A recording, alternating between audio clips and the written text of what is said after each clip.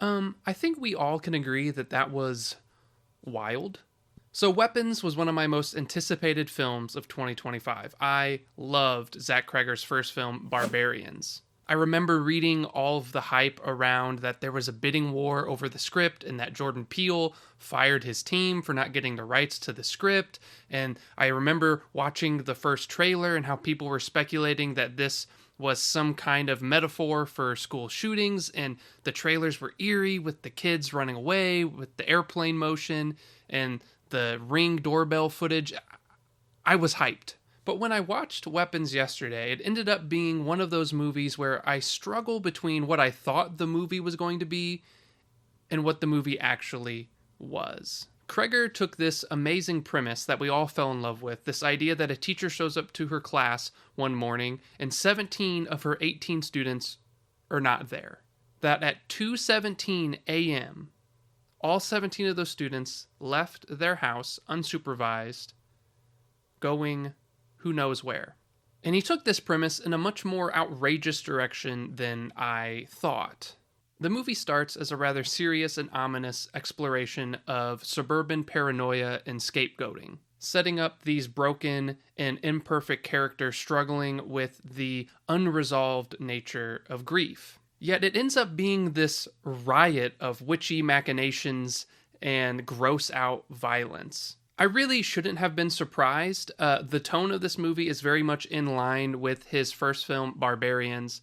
And like Barbarians, it starts out presenting a different kind of movie. I don't remember seeing the trailer for Barbarians until like maybe a couple days before I even saw the movie. I had no expectations, so the giant pivot in the middle of the film actually was very rewarding. The pivot here took me more by surprise because for the first hour of the film, I was really invested in the adult characters and their imperfections and the way they handled this unknown, unnatural trauma and tragedy. And when the movie never really followed through on their emotional arcs, I was a bit disappointed. In the end, there are no character arcs. A lot of what was set up in the beginning of the film runs into a dead end. And at first I was frustrated. I left the theater thinking like, okay, but what was that movie trying to say? What was that movie about? And not that every movie has to be about one singular thing or has to have a didactic speech, which, you know, this podcaster was ranting about.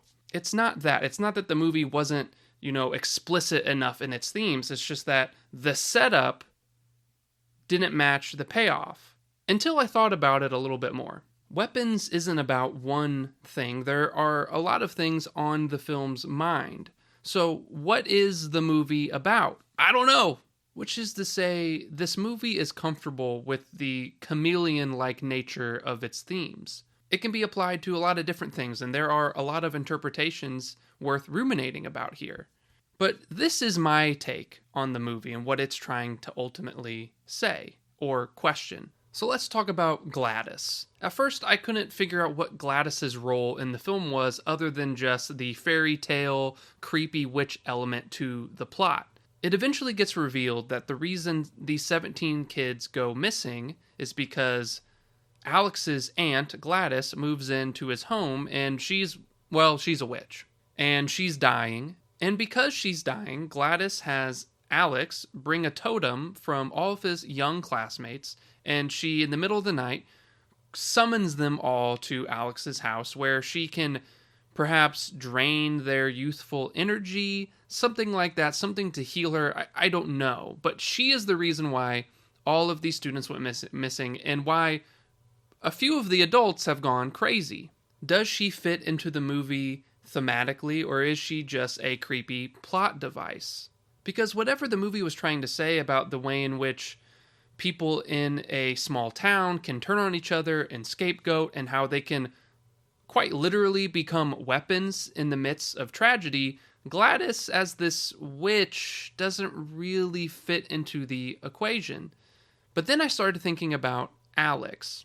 Alex is left all to himself. He can't turn to another adult because Gladys will abuse his parents. He can't turn to his parents because Gladys has them under a spell. He's all by himself. And while many of the adults do figure out where the kids have been captured, they also end up getting caught under Gladys's spell. Alex is the only savior in the film. He can't rely on his parents. And likewise, the parents of the kids caught in Gladys's basement also can't depend on their parents. They are too busy fighting each other, pointing fingers at each other, or just apathetically giving up. It's not until Alex takes Gladys's wand thing with the thorns. I don't know what to call that. It's not until Alex uses Gladys's magic against her that he breaks the spells of Gladys's minions, you could say, and the kids break free. And not only do the kids break free, he seeks the kids like literal missiles onto Gladys, where they rip her apart. And here is where I think the film reveals its hand. Because once the adults are free of the spell or are killed, all of the emotional setup for them goes nowhere. They find the kids and the movie's over. Justine's character doesn't really learn or grow. Archer's character doesn't learn or grow. He finds his kid, he's reunited with him, but what has changed? And I think this suburban modern fairy tale that Zach Cregger has written here uses those adult characters, their emotional arcs, as a dead end on purpose. Because the point is, those adults couldn't save the children.